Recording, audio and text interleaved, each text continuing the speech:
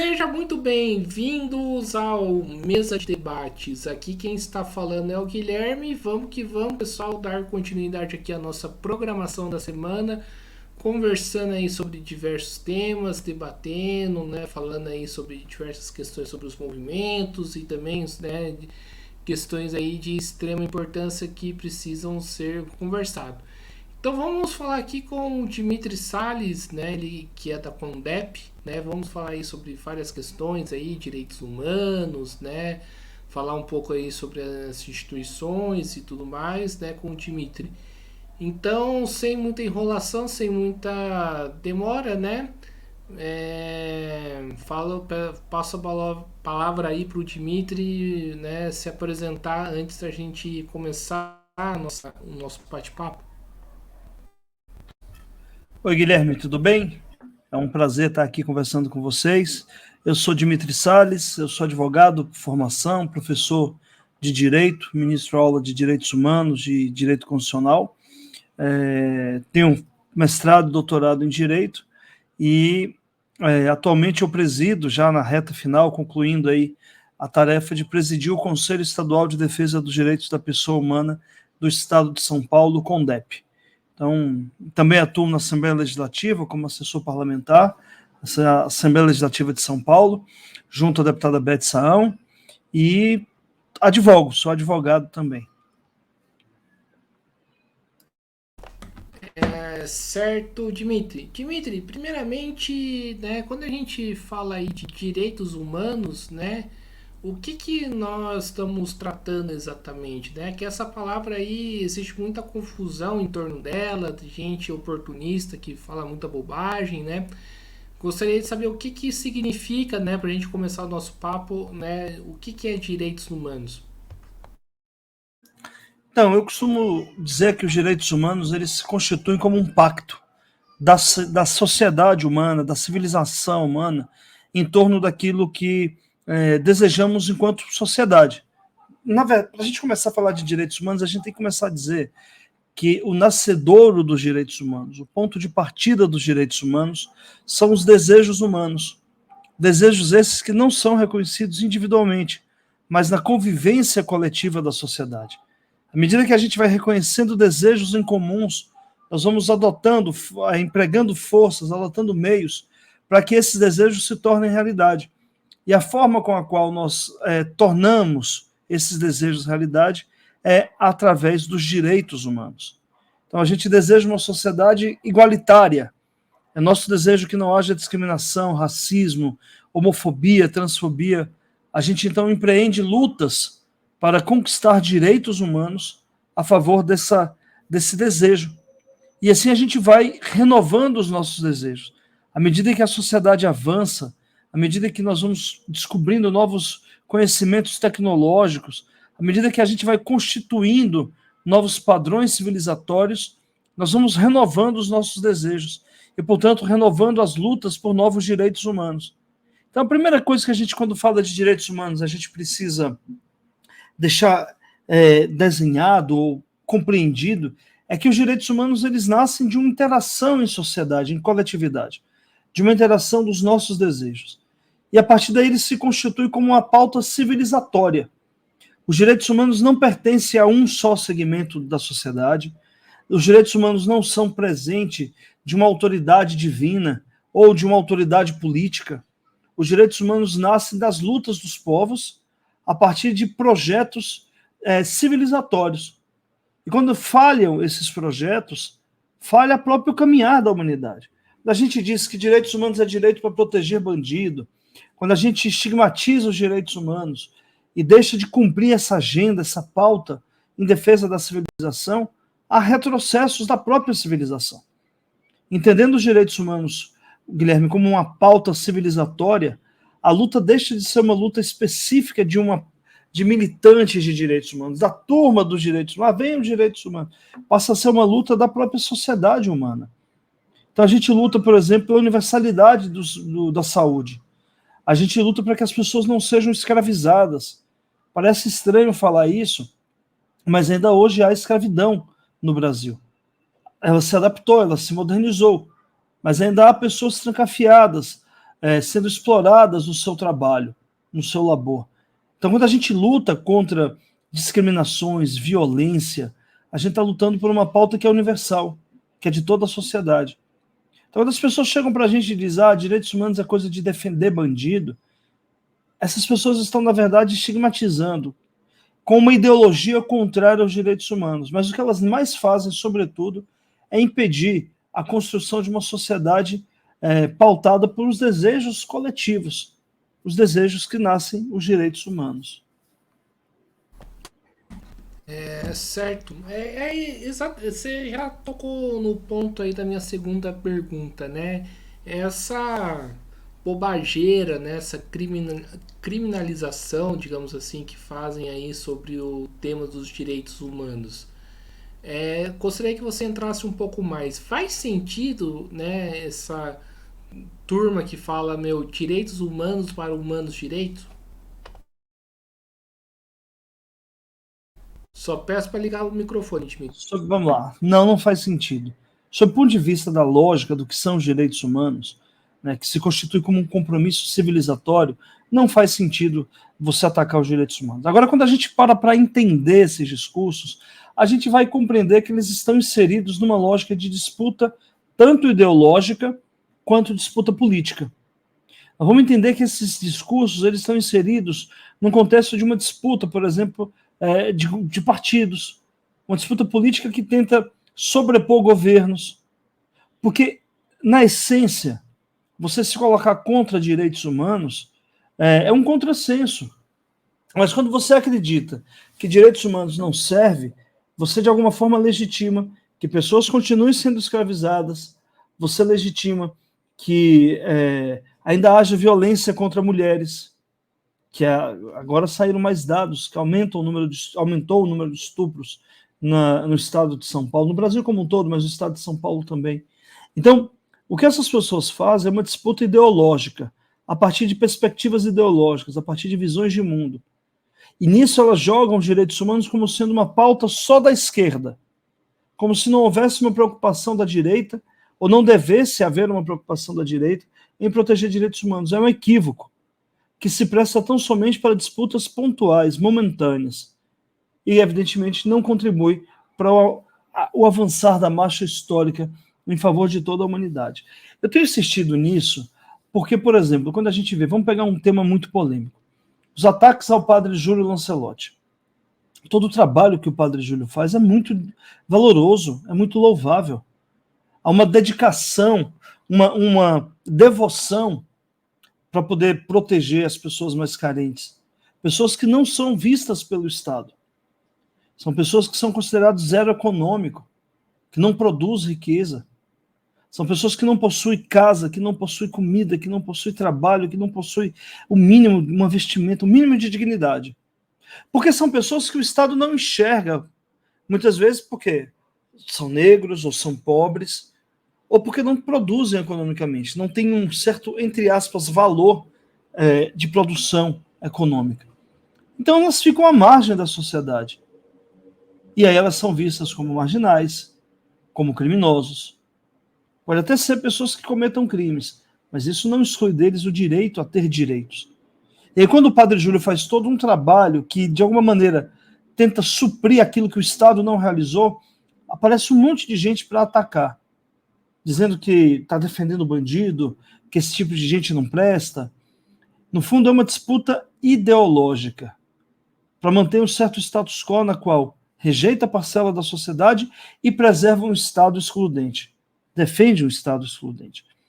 Então, esses tipos de ataque que são feitos ao padre Júlio, além de serem absolutamente imorais, além de serem absolutamente injustos, eles têm uma visão, uma perspectiva de querer dividir a sociedade entre aqueles que são favoráveis e contrários aos direitos humanos, uma divisão equivocada, mas ao mesmo tempo pregar uma ideologia, que é uma ideologia de direita, uma ideologia agora com muita força de extrema direita, que é uma ideologia que tenta negar a humanidade no próprio ser humano.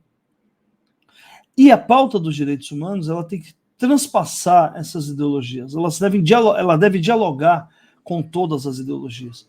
É uma utopia, porque os direitos humanos, como eu digo, insisto sempre, não é um compromisso de nenhum partido específico, embora muitas vezes partidos assumem para si essas bandeiras, mas são mais do que isso, é um compromisso civilizatório. Quando a gente desenha direitos humanos, quando a gente, por exemplo, elabora tratados internacionais contra genocídio, quando as organizações internacionais ousam criar regras para tratar da guerra, você pensa, a guerra é o estado do não direito, a guerra é um momento que nenhum direito é preservado, tudo isso é verdade, mas ainda assim há um esforço para que a guerra ela tenha limites, que se preserve a população civil que não está no campo de batalha, que não se destrua hospitais, escolas. Quando você traça limites para a guerra, você está tentando criar elementos de direitos humanos que salvaguarda alguns ideais que são universais, como, por exemplo, o direito à vida, a solução pacífica de conflitos, a construção conjunta da paz. Então, tudo isso não pertence a nenhuma ideologia específica. Isso são valores universais, mas que na disputa política pequena, cotidiana, passa a ser carimbada como sendo o discurso desse ou daquele partido, discurso de esquerda versus... E isso é um grande erro. Só que tudo isso, e eu estou falando para dizer que tudo isso tem uma função, que é, ao ideologizar os direitos humanos, tentar faturar contra ou a favor dos direitos humanos. Nesse caso, mais especificamente, tentar atacar os direitos humanos. É um grande equívoco. Perde a própria sociedade. Vamos entrar numa parte que eu acho que é interessante aí para entrar, né? Você fala que os direitos humanos precisam dialogar aí com todas as ideologias, né? Como que isso seria feito, né? Primeiramente. Como dialogar com todas as ideologias? Primeiro, a gente precisa mudar a nossa cultura. No Brasil, de modo geral na América Latina, é uma cultura que tenta desvalorizar os direitos humanos. E essa ideia de que direitos humanos é direito de bandido, ela foi construída na ditadura militar, nas ditaduras que se espalharam aqui. Porque as ditaduras são as primeiras a pisotear o Estado de Direito. Quando você tem uma ditadura, nenhum direito sobrevive. Liberdades são caçadas, as torturas viram práticas institucionalizadas, pessoas são desaparecidas. Quando você impõe contra o arbítrio do Estado o discurso dos direitos humanos, nasce ali uma disputa ideológica que vai dizer que esses são os comunistas, os esquerdistas, que querem acabar com a ordem estabelecida pelos militares. Então você faz nascer ali um discurso ideológico favorável ou tendente a apoiar o Estado opressor. E essa cultura perdura até os dias de hoje.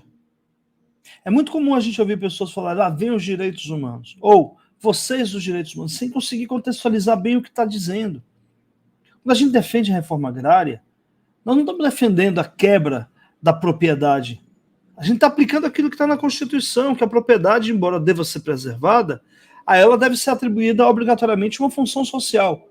E quando não lhe aplica essa função social, ela deve ser partilhada, ela deve ser alvo da distribuição promovida pela reforma agrária. E aí logo vem uma ideologia, um discurso ideológico dizendo, vocês querem tomar a terra da gente. Mas a defesa não é pela tomada da terra, é por doar a essa terra uma função social. Protege essa propriedade desde que ela exerça a sua função social. É assim que funciona. Como é que a gente estabelece isso? A gente precisa mudar a nossa cultura. É um processo que começa por uma educação para os direitos humanos e estabelece aí diálogos ou pontes de diálogos para proporcionar a superação de determinadas ideias. Vou dar um exemplo. Durante muito tempo, toma aí 400 anos, a escravidão no Brasil ela era legalizada. A escravidão, que tinha como pressuposto o reconhecimento das diferenças biológicas a partir da cor da pele, ela era legalizada no nosso país. Você tinha, eu estou aqui com livros, deixa eu pegar aqui. Você tinha, por exemplo, o Manual Jurídico da Escravidão. Você tinha Manual Jurídico da Escravidão. Você tinha leis, você tinha regras para dizer como é que deveria ser aplicada, como deveria ser exercitada a prática da escravidão no Brasil, a compra e venda de pessoas. Essa prática deitou raízes muito fortes na nossa cultura. O Estado legitimando a escravidão, dotando leis que pudessem regular o comércio de compra e venda de pessoas, isso criou raízes muito profundas.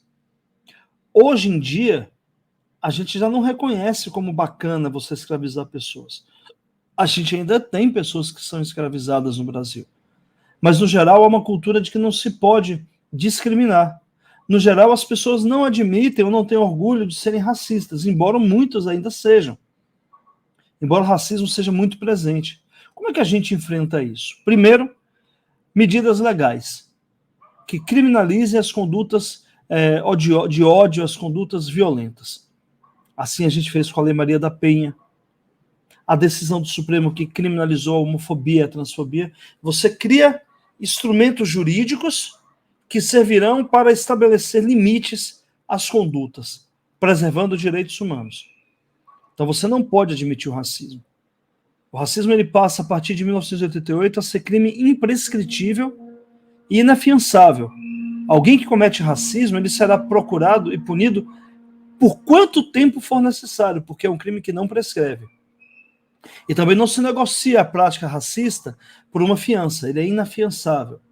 Então você cria aí, Guilherme, instrumentos legais que tanto dialogam diretamente com a sociedade para impedir a continuação daquelas condutas criminosas, ao mesmo tempo que você estabelece instrumentos que possam o Estado se utilizar, para poder combater essas discriminações. Essa é uma primeira medida para a gente estabelecer uma nova cultura de direitos humanos. A segunda é você criar medidas afirmativas, políticas afirmativas.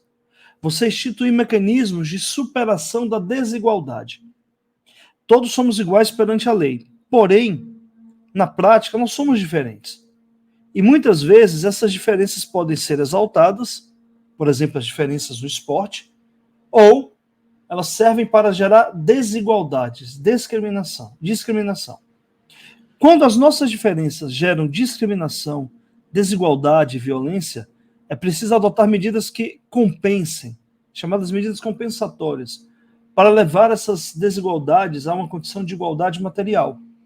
Então você pode adotar política de cotas, por exemplo, para que as mulheres possam concorrer em condição de igualdade com homens a cargos eletivos, política de cotas no ensino superior. Você vai adotando medidas aí que vão tentando tornar as diferenças algo positivo e não gerar desigualdades.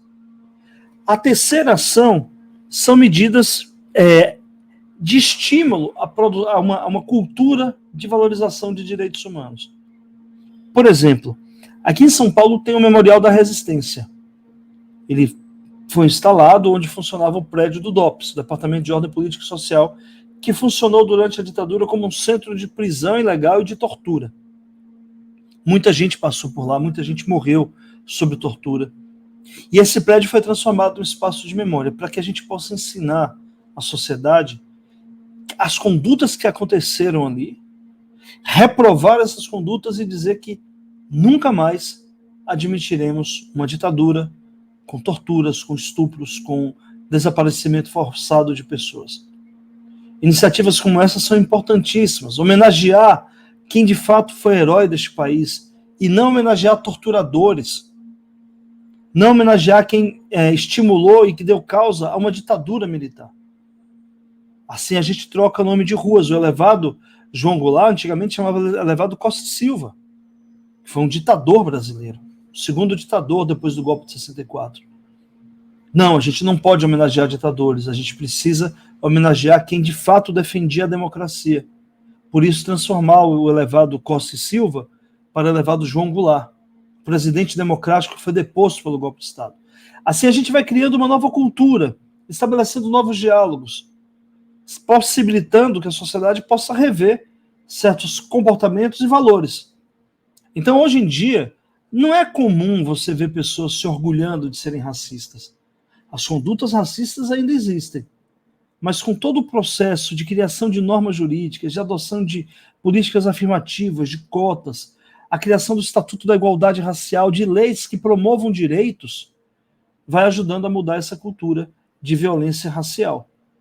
A gente ainda precisa avançar, mas os passos vão sendo dados e a sociedade vai percebendo essas mudanças paulatinamente.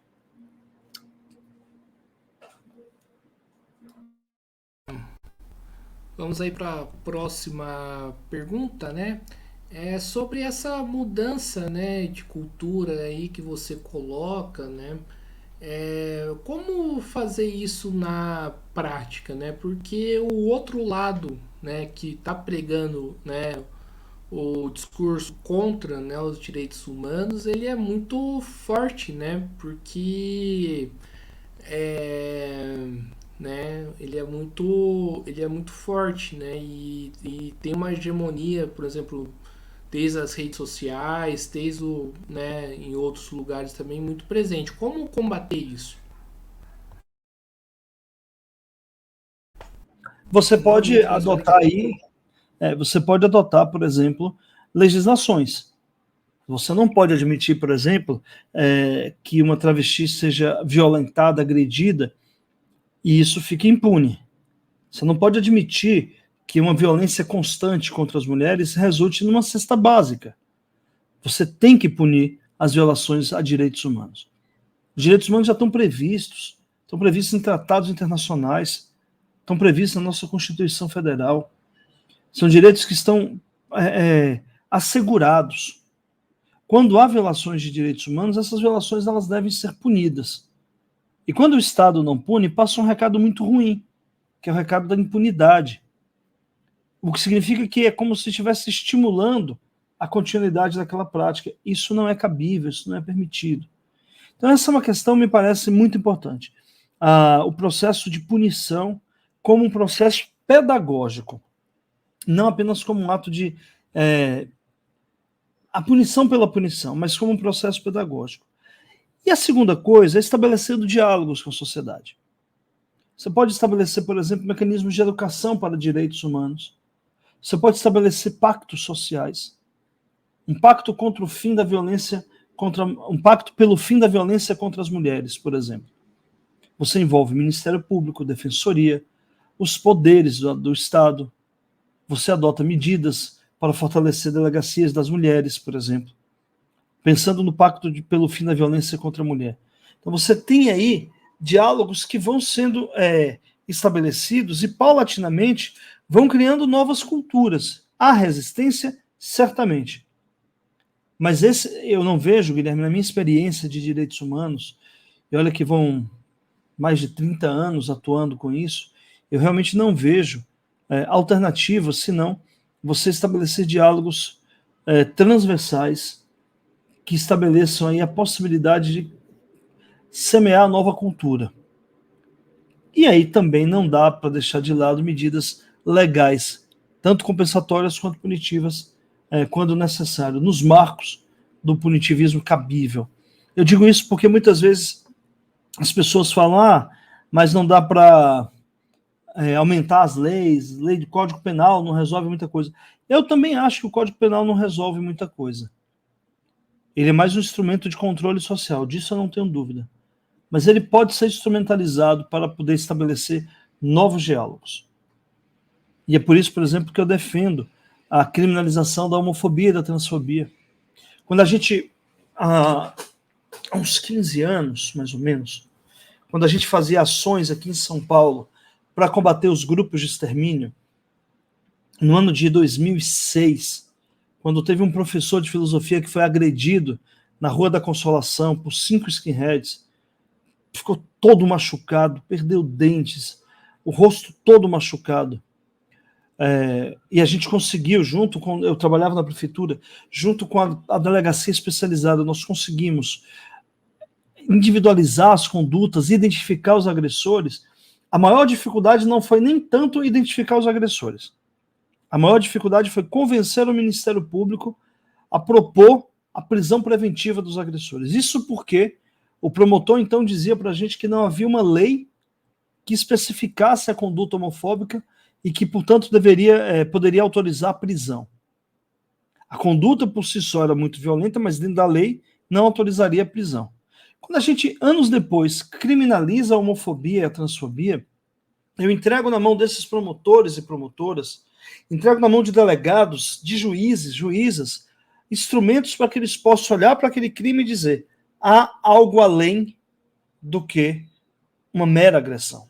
Há um ódio. Há uma intencionalidade da qual a gente agora pode combater. Eu instrumentalizo o Poder Judiciário, as instituições do sistema de justiça, a atuarem contra essas discriminações. Então eu tenho aí medidas que vão se somando quase que num tecido, do qual cada fio vai se compondo para formar instrumentos de enfrentamento às violações de direitos.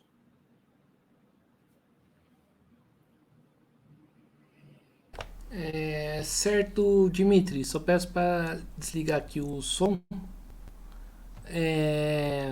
E Dimitri, né, ainda nesse discurso, né, que existe anti-direitos humanos, esse discurso não é essencialmente elitista, né, porque o que eu vejo? Né, quem fala contra os direitos humanos fala contra os direitos humanos para o pobre. Mas, por exemplo, o cara que foi preso, né, no dia 8 de janeiro do ano passado, né, aí esse cara tem garantido aí os direitos humanos dele, né? Então eu gostaria que você falasse um pouco sobre isso. Sobre a questão da vinculação entre o discurso de ódio e a questão da pobreza? Isso. Então, está dentro desse contexto, sabe, Guilherme? De criminalização da pobreza, de entender que a sociedade, para isso, para um setor da sociedade, ela entende que o Estado deve apenas agir para estabelecer seus próprios interesses, o Estado não pode ser para todos. Você tem esse valor. Há uma soma, né, cara, que, por exemplo, por que as polícias são tão violentas com a população pobre? Por que as polícias, por exemplo, a polícia da Bahia, que é o estado, o segundo maior estado, Salvador é a segunda maior cidade de população negra do mundo, fora da África, a maior cidade de população negra do mundo, fora da África. Por que na Bahia a polícia é tão racista? Porque há muito ódio e muito racismo ainda empregado na nossa cultura. A gente não é o sujeito fora, a gente nasce numa sociedade permeada por valores preconceituosos. A gente nasce numa sociedade violenta. A história do Brasil com a cidadania é uma história de muita violência. Muita. Quando você olha para esses elementos, Guilherme, você entende que a formação estrutural é uma formação violenta, racista, preconceituosa. Então o Estado é um agente que estimula isso. Como é que a gente enfrenta isso? Você vai ter que buscar mecanismos de mudar a cultura. Você vai ter que buscar mecanismos que de alguma forma apoiem a validação de valores. Aí eu fico pensando, Guilherme, a gente não consolidou a nossa democracia ainda. Passamos por uma tentativa de golpe de Estado. Invariavelmente, tudo isso faz com que enfraqueça os direitos humanos. Essa tomada do Estado por uma elite, que vai dizer quem deve ou quem não deve ser beneficiado por direitos humanos, é um ingrediente muito forte para estimular o ódio contra a população negra e a população pobre. O racismo é muito estruturante na nossa sociedade ainda. Você veja, a primeira lei de discriminação racial é dos anos 50. A primeira lei que combate a discriminação racial é dos anos 50. Não se acabou o racismo. Em 88, com a Constituição, a gente criminalizou o racismo. Em 89 veio a lei que ainda hoje está em vigor de discriminação, de combate à discriminação racial. Mas a gente não combateu o racismo. É preciso uma mudança estrutural da nossa cultura. E isso não se dá pontualmente. É preciso que o Estado também faça uma escolha para poder mudar esses valores. Certo. E qual que, né, e como que a Condep, né, costuma atuar nessa questão, né? O que ela pode fazer, o que ela não faz?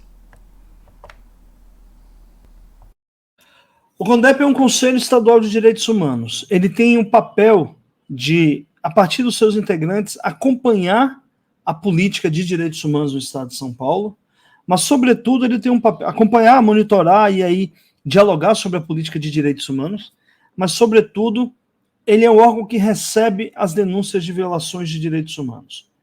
A gente recebe muitas denúncias. Semanalmente recebemos várias denúncias. A maior parte dessas denúncias diz respeito à violência policial e ao sistema penitenciário. É o maior número, mas também recebemos aí denúncias de racismo, maus tratos a crianças e adolescentes. Temos denúncias de homofobia e transfobia. Essas denúncias chegam até nós e nós adotamos as medidas necessárias para encaminhá-las, para que as autoridades possam tomar medidas de apuração e, consequente, responsabilização. A gente recebe, por exemplo, muita denúncia envolvendo letalidade policial, quando um agente policial mata alguém. O caso, por exemplo, mais emblemático nas gestões em que estive presente, no CONDEP, é o massacre de Paraisópolis. Mais recentemente, a chacina do Guarujá, com 30 mortos. É a ação do Estado contra a lei. São os agentes do Estado se movendo em desrespeito às leis, promovendo assassinatos, promovendo execução sumária. No caso de Paraisópolis, montando uma operação que resultou na morte de 9 jovens. Havia sido calculado. Cada policial foi colocado numa posição estratégica. A polícia sabia que fechando a viela dos dois lados, onde havia uma alta concentração de jovens, jogando bomba e atirando contra aqueles jovens, geraria uma turba. E ao calcular isso, sabia da possibilidade de haver mortes. E houve 9 mortes, 9 jovens. Então, o CONDEP, quando teve notícia, ciência do massacre de Paraisópolis, imediatamente esteve na comunidade. Buscamos informações no hospital, na qual as vítimas haviam sido encaminhadas. Fizemos contato primeiro com as famílias, em seguida fizemos nossa apuração paralela, e no primeiro momento desmontamos a versão da polícia de que eles não mexeram nos corpos, de que a cena não havia alteração. Os jovens estavam mortos quando a polícia interveio e levou os corpos para o hospital. E, a partir daí, passamos a acompanhar as apurações e as famílias, principalmente as famílias. Montamos uma comissão especial para acompanhar o caso de Paraisópolis, e ainda hoje a gente acompanha. Já está na fase do processo, na fase de oitiva das testemunhas de acusação. A próxima audiência marcada vai ser no dia 13 de maio, e estamos acompanhando a apuração do caso de Paraisópolis. Muitas denúncias que chegam, a gente dá encaminhamento solicitando informações ou apuração. O Ministério Público de São Paulo é um grande parceiro nesse sentido. Nós encaminhamos muitas denúncias para o Ministério Público. Por exemplo, denúncias envolvendo condição de saúde ou má saúde dos presos. Encaminhamos, porque apesar das pessoas estarem em situação de cárcere pelo cometimento de algum crime, ao Estado cabe a responsabilidade de assegurar a proteção à sua saúde e sua integridade. Então a gente acompanha, encaminha essas denúncias para que possam ser tomadas providências. Então qual é o papel do CONDEP? Além dele acompanhar a política de direitos humanos, vou dar um exemplo para vocês. Na época da pandemia, a gente acompanhou de perto, que estava, na medida que era possível para a gente acompanhou a questão da vacinação, nós fizemos uma audiência pública para levantar propostas para serem encaminhadas ao Estado, contribuindo com o debate sobre o enfrentamento à Covid-19. Então a gente tem um trabalho de acompanhamento e monitoramento da política pública. A gente também pode propor iniciativas. O CONDEP aprovou há alguns anos o plano estadual, as diretrizes estaduais de educação em direitos humanos. Ao mesmo tempo que a gente cumpre esse trabalho de monitoramento, de apoio à política de direitos humanos, a gente também cumpre a função de receber e encaminhar denúncias de violações de direitos humanos. E são muitas. Ao longo desses 7 anos que eu estou no CONDEP, eu acompanhei muitos casos de violação a direitos humanos. Muitos casos. É interessante, né, você falar esse caso aí de Paraisópolis, né, porque o Mesa de Debates também, né, acompanha o caso, né, também, né, tá aí fazendo cobertura aí, né, dessa questão. E a pergunta que eu faço é como, né, na sua visão, né, avançar nessa questão aí de Paraisópolis para que as famílias consigam aí o mínimo, né, que é justiça aí pelos entes queridos, pelos filhos aí perdidos, mortos, quer dizer, assassinados. Então, o nosso trabalho em Paraisópolis, ele tem um objetivo de mostrar que não pode o Estado, a polícia, agir para matar pessoas. Tem essa finalidade. Porque no caso de Paraisópolis, houve uma operação que foi montada, arquitetada, para dar no resultado que deu. Quer dizer, não foi uma mera ação de que a polícia foi lá garantir a ordem e, por acaso, uma moto que nunca apareceu no processo, uma moto entrou e atirou contra um policial. Essa bala nunca foi encontrada. E aí a polícia teve que reagir, gerando a turba, não sei o quê. Isso não é verdade.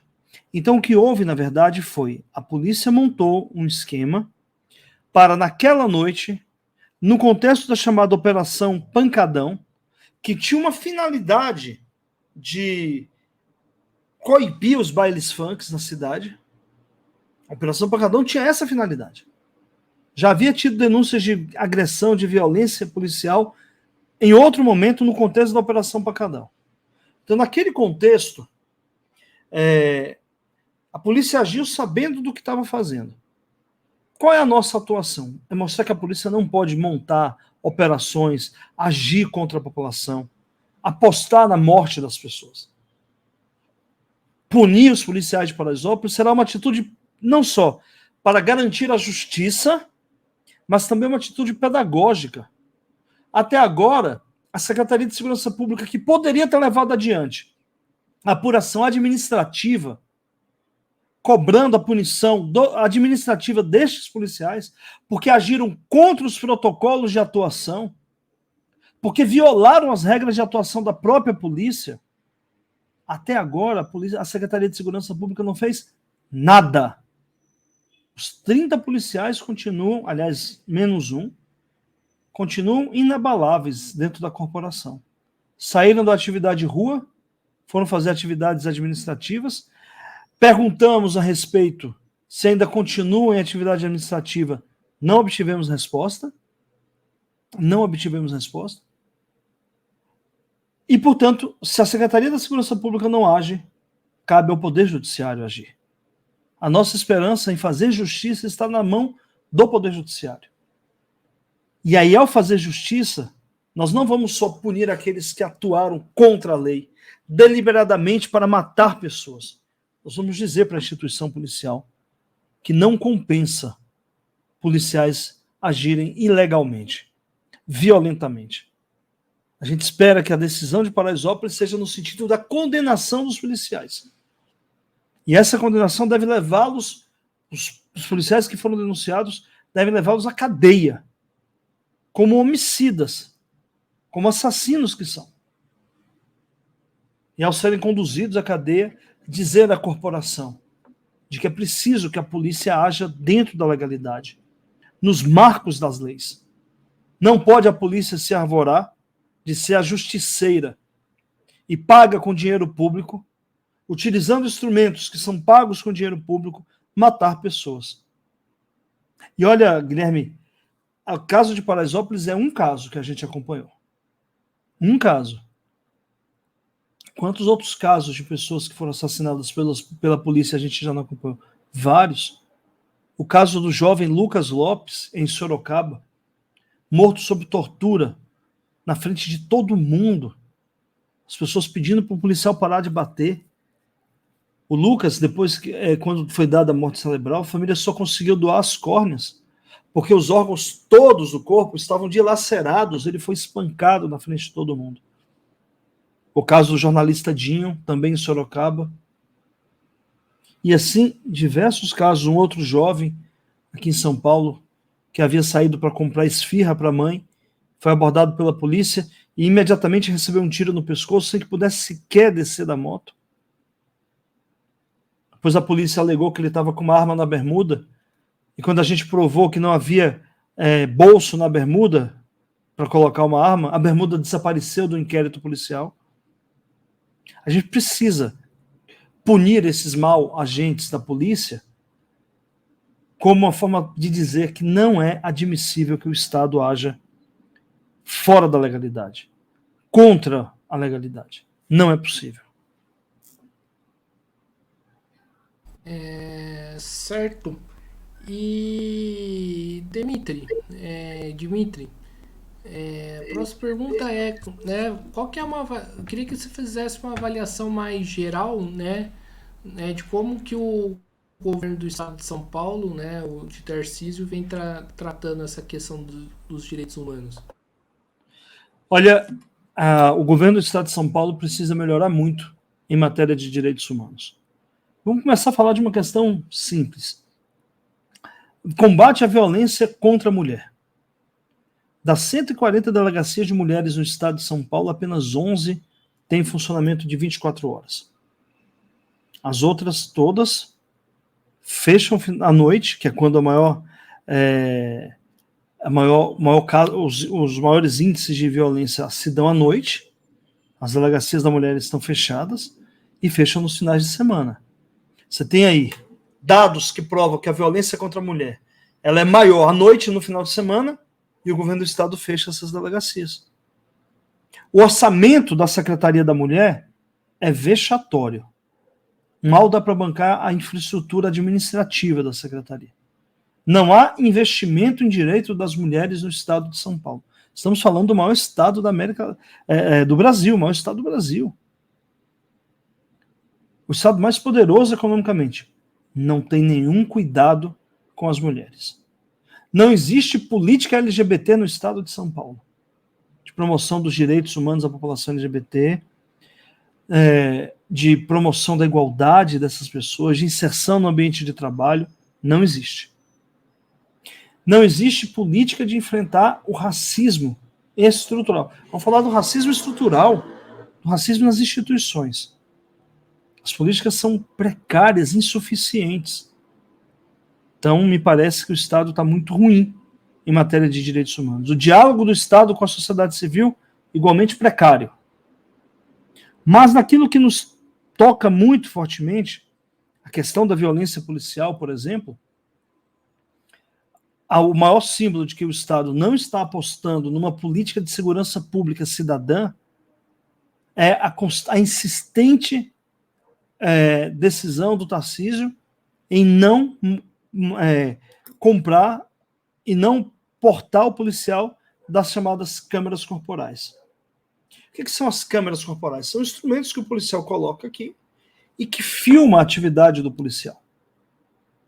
E que serve tanto para coibir a ação de um mal policial, desde que foi implementado o programa Olho Vivo na gestão do governador João Dória, caiu consideravelmente o número de mortes pela polícia, a letalidade policial. Mas, sobretudo, Guilherme, isso precisa ser dito, as câmeras são instrumentos de proteção do próprio policial. Os policiais passam a estar protegidos contra a ação daqueles de bandidos, contra a ação do crime organizado. Porque as câmeras estão vigiando tudo, são provas contra aquele que atenta contra a própria a dignidade, a própria estrutura física do policial. Então, não. É um equívoco do governador Tarcísio constantemente insistir contra as câmeras corporais. Ele, no seu primeiro ano de governo, não comprou nenhuma câmera corporal, reduziu drasticamente o recurso dessas câmeras, empobrecendo uma política que se mostra exitosa em vários lugares do mundo e que também se viu exitosa no estado de São Paulo. Então você pensa, qual é a reação, por exemplo, da polícia diante de um assassinato indevido, injusto, cruel de um policial? Apostar na legalidade, tentar identificar quem são os verdadeiros assassinos, fazer com que se faça justiça? Não. monta uma operação de vingança, monta uma operação para gerar uma chacina, sai matando indiscriminadamente, torturando indiscriminadamente, executando sumariamente pessoas, que foi isso que foi a Operação Escudo no Guarujá, uma chacina. E nenhum policial que estava na... Poucos, foi apenas uma guarnição apenas, que atuou na chacina do Guarujá, estava com câmera corporal. Nós estivemos no Guarujá, nós acompanhamos as apurações. E veja, a gente identificou que nos locais onde haviam mortes, não tinham câmeras de segurança de estabelecimentos comerciais. Não havia. Entende? A polícia sabia o que estava fazendo. Levava pessoas para serem executadas, torturava pessoas. A gente viu fotos de uma pessoa morta pela polícia com o braço queimado de cigarro. Não, isso não pode acontecer. Isso é a demonstração nítida, clara, de que a política de direitos humanos não existe no estado de São Paulo. É uma vergonha. É uma vergonha. A gente sempre teve muita dificuldade com direitos humanos aqui no estado de São Paulo, mas a gente nunca imaginou que pudéssemos retroceder da maneira como está acontecendo agora. Certo. E sobre a questão dos presídios, né, Dimitri, né? Como que você avalia essa questão? Então, os presídios de São Paulo também são um problema. O primeiro desses problemas é a superlotação. Então, a gente tem aí,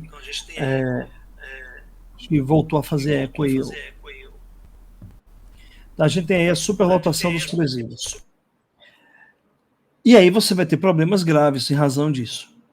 A alimentação de péssima qualidade, problemas que terminam atingindo todo o sistema, como, por exemplo, infestação de sarna.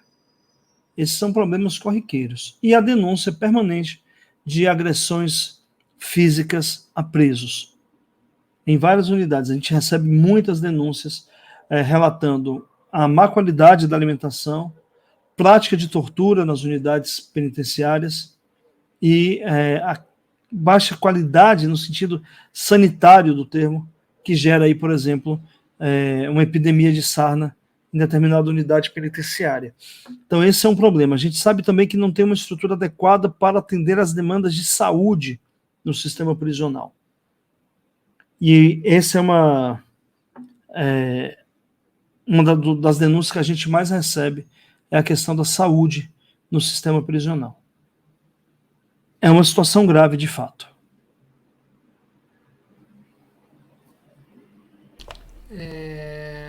Certo. E para a gente finalizar aqui o nosso papo, né?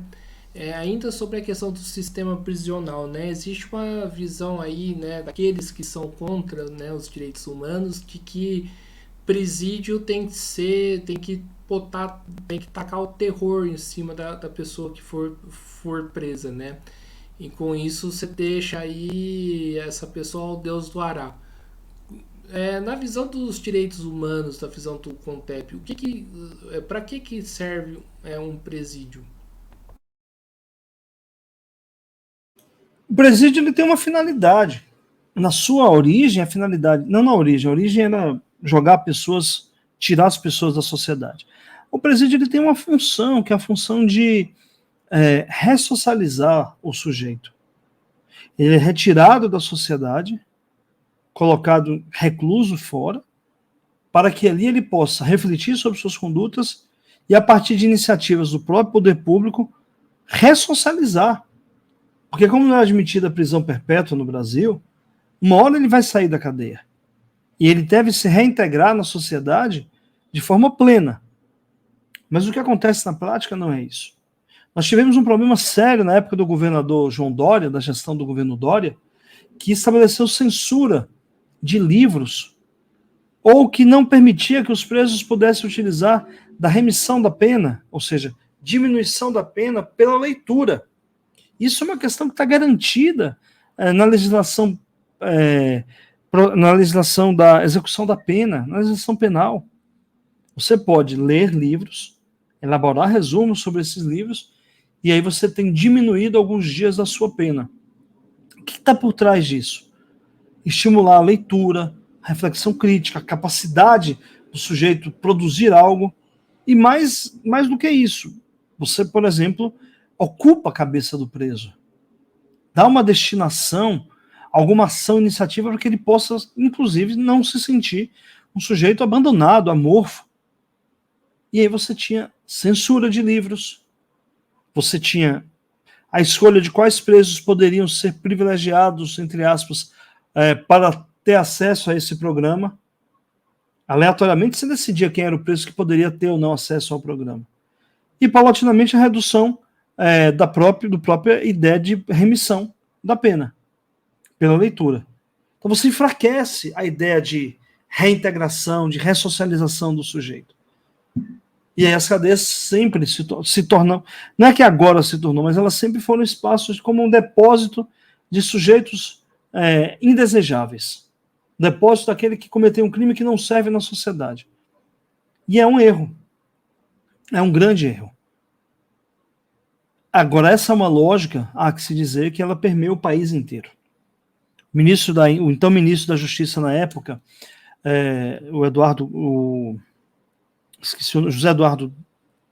José Eduardo, esqueci o sobrenome dele, chegou a dizer que o sistema penitenciário no Brasil é um sistema medieval. E ele tinha razão. José Eduardo Cardoso, ele estava coberto de razão. No geral, o sistema penitenciário no Brasil, ele é medieval, ele não cumpre a sua função primeira, que é a função de ressocializar o indivíduo. Certo.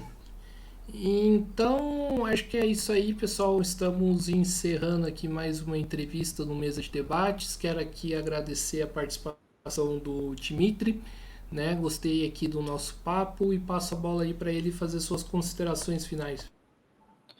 Eu que agradeço a oportunidade da gente ter conversado. Espero que essa conversa possa frutificar reflexões e, sobretudo, contribuir para repensar a cultura de direitos humanos no nosso Brasil.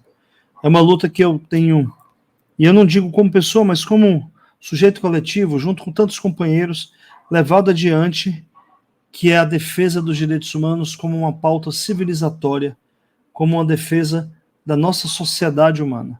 Estou confiante que a gente vai conseguir, em algum momento, mudar a nossa cultura. Não sei se eu estarei vivo para isso, mas estou lutando para que a gente saia, que essa sociedade possa dar certo. E só haverá uma sociedade para todos se todos tiverem os seus direitos humanos protegidos, assegurados, resguardados. Muito obrigado, estou à disposição e espero que a gente possa se encontrar mais vezes. Maravilha, então mais uma vez aqui agradecendo ao Dimitri e agradecendo também a você que estiver nos assistindo.